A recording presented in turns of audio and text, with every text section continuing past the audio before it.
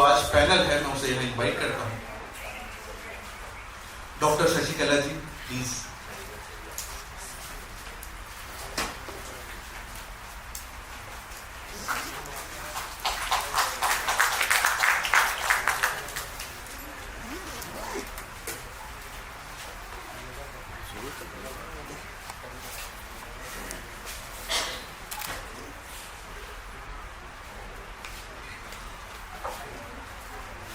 रजनी गुप्त जी,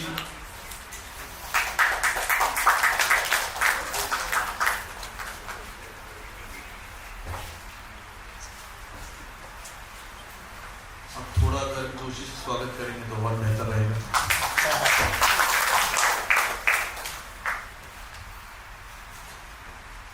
सुजाता जी please आप।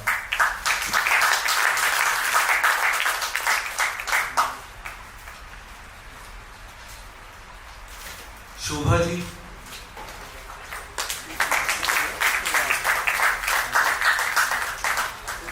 और सुशीला पुरी।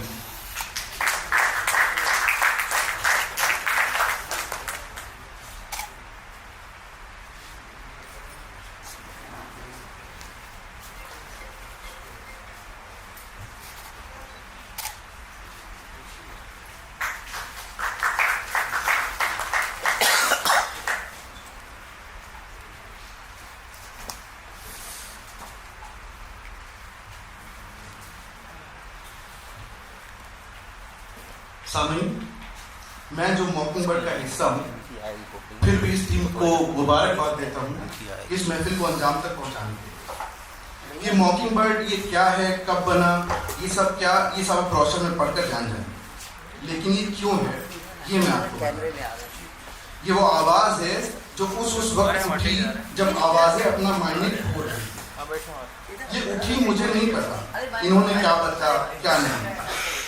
अजमल साहब का एक मिसरा है, हम इश्क की उस मंजिल पर हैं, आवाज दिखाई देती है। ये वो आवाज है जो उस वक्त उठी जब आवाजें अपना मायने खो रही थी। ये उठी तब, हाँ, इस आवाज में एक उम्मीद थी, उम्मीद।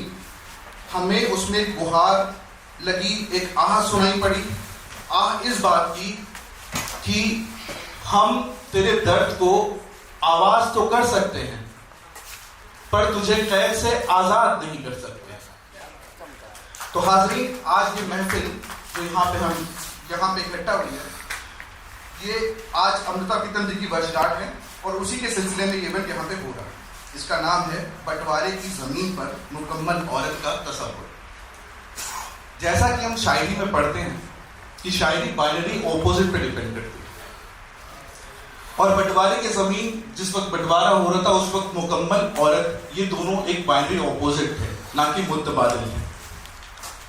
पर हमारे साथ जो आज पैनल बैठा है ये पूरी कोशिश करता है कि ये दोनों चीजें मुतबादिल बन जाए, मतलब ये इसके पर्यायवाची बन जाए।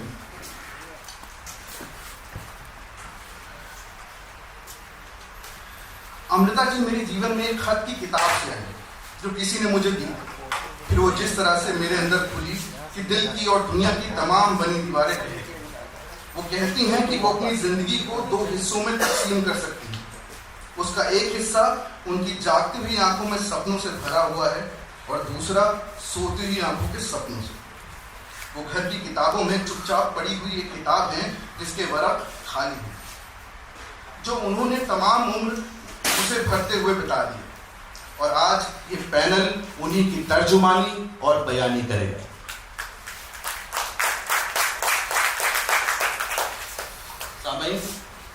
इसी के साथ मैं यहाँ पर बुलाना चाहता हूँ सुशीला पुरी जी। सुशीला जी, जिनका देश की सभी प्रमुख पत्र पत्रिकाओं, आकाशवाणी व दूरदर्शन से रचनाओं का प्रसारण हुआ है, जिन्होंने रजा फाउंडेशन, भारत भवन, साहित्य अकादमी में कविता पाठ किया है, जिनकी कविताओं का अनुवाद मराठी, नेपाली, उर्दू, बांग्ला व अंग्रेजी में भी किया गया है। उनको प्रथम रेवांत मुक्तिबोध साहित्य सम्मान, परिकल्पना हिंदी भूषण सम्मान, तथागत सृजन सम्मान से सम्मानित किया गया है। स्वागत कीजिए सुशीला पुरी।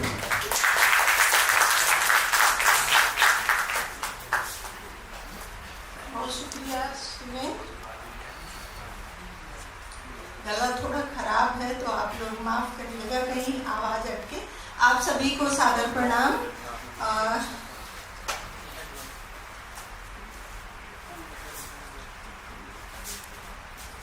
बंटवारे की जमीन पर मुकम्मल औरत का तस्वूर, ये शीर्षक जो बंटवारे की जमीन पर मुकम्मल औरत का तस्वूर, शानदार शीर्षक के लिए युवा नाटककार भारतेंदु कश्यप को मैं हार्दिक बधाई देती हूँ द मॉकिंग बर्ड को कि इन्होंने इतनी महत्वपूर्ण लेखिका को केंद्र में रखते हुए चर्चा आयोजित कराई। इस विषय को 2 खंडों में भी बांट सकते हैं, जैसे बंटवारे की जमीन और मुकम्मल औरत का तस्वूर। और आज जो बातचीत के बाद नाटक है उसके लिए भी मैं बहुत सारी शुभकामनाएं देती हूँ गुंजन जी को। मैं अपनी बात 2 खंडों में एक तरह से कहना चाहूंगी। विषय बहुत बड़ा है और बड़े फलक पर चर्चा की मांग करता है। अमृता प्रीतम जैसी लेखिका जिन्हें तमाम बड़े सम्मान मिले, जिनकी कृतियों का दुनिया की तमाम भाषाओं में अनुवाद हुआ, अपनी बहुचर्चित कविता वारिस शाह से में वे लिखती हैं, अपनी कब्र में से बोलो और इश्क की किताब का कोई नया वर्ग खोलो। अपनी कब्र में से बोलो और इश्क की किताब का कोई नया वर्ग खोलो। पंजाब की एक बेटी रोई थी, तूने एक लंबी दास्तान लिखी, आज लाखों बेटियां रो रही हैं। ऐ दर्दमंदों के दोस्त, पंजाब की हालत देखो, चौपाल लाशों से अटा पड़ा, चनाब लहू से भर गया। किसी ने 5 दरियाओं में एक जहर मिला दिया है और यह पानी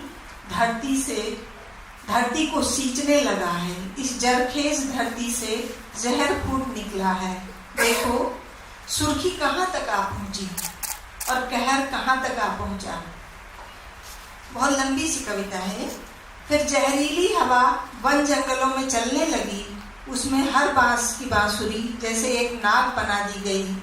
नागों ने लोगों के होठ डस लिए और डंक बढ़ते चले गए और देखते देखते पंजाब के सारे अंग काले और नीले पड़ गए। जहां प्यार के नगमे गूंजते थे वो बांसुरी जाने कहाँ खो गई। वारिस साहब, मैं तुमसे कहती हूँ, अपनी कब्र से बोलो और इश्क की किताब का कोई नया वर्ग खोलो। अमृता प्रीतम की ये प्रसिद्ध कविता है जिसमें 1947 के भारत विभाजन के समय पंजाब में हुए भयावह से हत्याकांडों का त्रासद वर्णन है। अमृता अपनी कविता में कवि वारिस शाह से अनुरोध करती हैं कि वे अपनी कब्र से उठें और पंजाब के गहरे दुख दर्द को इश्क के छंदों में अंकित करें। अमृता की ये नज़्म 1947 में हुए बंटवारे की प्रमुख रचना मानी जाती है। बंटवारे के दर्द को बयां करने वाली इस कविता ने विभाजित होने से लगातार इनकार किया। बंटवारे का दर्द सरहद के आर पार फैला था, तो ये कविता किसी सरहद के अंदर नहीं रही। बंटवारे की जमीन पर शिकार हुए लोगों की जुबान बनने के लिए इस कविता ने भाषाओं, मुल्कों और सरहदों की दूरियां मिटाई, इसकी राह बनाई। इस कविता का पंजाबी में शीर्षक है आज आँखां वारिस शाह नूं तू कब्रा विच्चों बोल। अमृता प्रीतम ने औरत की जिंदगी को हर जगह, हर समाज में एक सा पाया। दुनिया के तमाम जरूरी बदलावों से दूर औरत की जिंदगी का भूगोल आज भी कमोबेश वैसा ही है। औरत के जीवन के अंदर और बाहर की यही मुहावरों अमृता के लगभग सभी उपन्यासों और कहानियों का प्रमुख विषय बनी। अमृता के सभी नॉवेल स्त्री को समाज में सम्मान सौंपने के आख्यान हैं, जैसे एक थी सारा, कच्ची सड़क, 49 दिन, पिंजर और अपनी तमाम सारी कहानियों में, अपनी आत्मकथा के दोनों खंडों में भी वो स्त्री के ऊपर ही बात करती हैं। रसीदी टिकट में वो बिना किसी लाग लपेट या हिचक के अपनी अंतरात्मा की बात करती हैं। और उस वक्त जब समाज इतना खुला भी नहीं था, तब उन्होंने बेबाकी से अपनी मोहब्बत, अपने प्यार भरे संबंध को स्वीकार किया और उसे लिखा भी। अमृता का लेखन सादगी और बेबाकी से भरपूर है। अमृता की कलम अपनी आज़ाद ख्याली के लिए, मर्द और औरत के रिश्ते को उसका नैसर्गिक स्थान दिलाने के लिए और औरत की रूह को हिफाजत के लिए लगातार संघर्ष करती रही। एक मुकम्मल औरत का तस्वुर यानी कल्पना।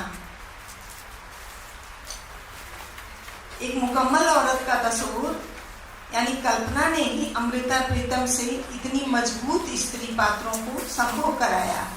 बंटवारे के त्रासद समय में, जिसमें सिर्फ भौगोलिक रूप से विभाजन नहीं हुआ, वरन सांस्कृतिक, सामाजिक, आर्थिक और भावनात्मक बंटवारा भी हुआ, उसके घटाघोट में एक संपूर्ण स्त्री की कल्पना का अर्थ था कि जिसमें वो समाज में न केवल आर्थिक रूप से सहभागी हो, बल्कि सामाजिक, सांस्कृतिक, राजनैतिक रूप से भी जरूरी रोल अदा करे। इसके साथ ही साथ औरत अपनी देह के प्रति भी जागरूक हो, अपने मन की मालिक हो और स्वाभिमान के साथ समाज में कदमताल कर सके। अमृता के कुछ यादगार स्त्री पात्र मुझे याद आते हैं, जैसे सरस्वती, लाजवंती, आमिली, करुणा, पूनो, सिमर, रामा, बिमला, अंगूरी।